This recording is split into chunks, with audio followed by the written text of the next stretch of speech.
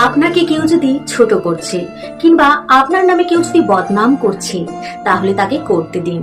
কারণ এটা মনে রাখবেন, হয়তো তার সেই ক্ষমতাই নেই আপনার সমান সমান হওয়ার কিংবা আপনার থেকে উঁচু হওয়ার, তাই আপনাকে নিচু করাই তার লক্ষ্য হয়ে দাঁড়ায়।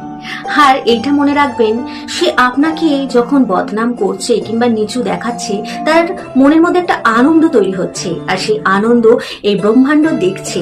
আর জানেন তো, এই ব্রহ্মাণ্ড আমাদের কম্পন অনুভব করে এবং আমরা যাতে আনন্দ পাই সেটাই তিনি প্রদান করে। সুতরাং সে যখন আপনাকে বদনাম করে আনন্দ উপভোগ করছে, সেটা কিন্তু ব্রহ্মাণ্ড দেখছেন এবং অনুভব করছেন, এবং তাকে একটা দিন হলেও সেই আনন্দের সামনে এনে দাঁড় করাবে, সেই পরিস্থিতি তৈরি করাবে। অর্থাৎ তার কাছে সেটা সে সময় দুঃখের হবে, কিন্তু এই যে এখন যে সে আনন্দ পাচ্ছে, এটাই তো ব্রহ্মাণ্ড দেখেছে যে তুমি এতে আনন্দ পেয়েছো, তাই তোমাকে আমি তোমার আনন্দ প্রদান করছি।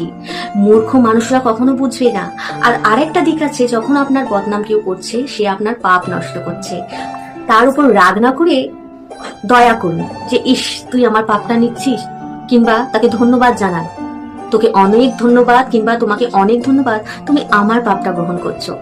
এইরকম ভাবে ভাবতে থাকুন, দেখবেন আপনার যত রকম বদনাম আপনার নিজেরই ভালো লাগবে। কারণ আপনি ভাববেন, আমরা কম বেশি সকলেই তো পাপ করি, তো সেই পাপটা যদি কেউ নিয়ে নেয়, তাহলে এটা এর থেকে মজার বিষয় আর কি হতে পারে।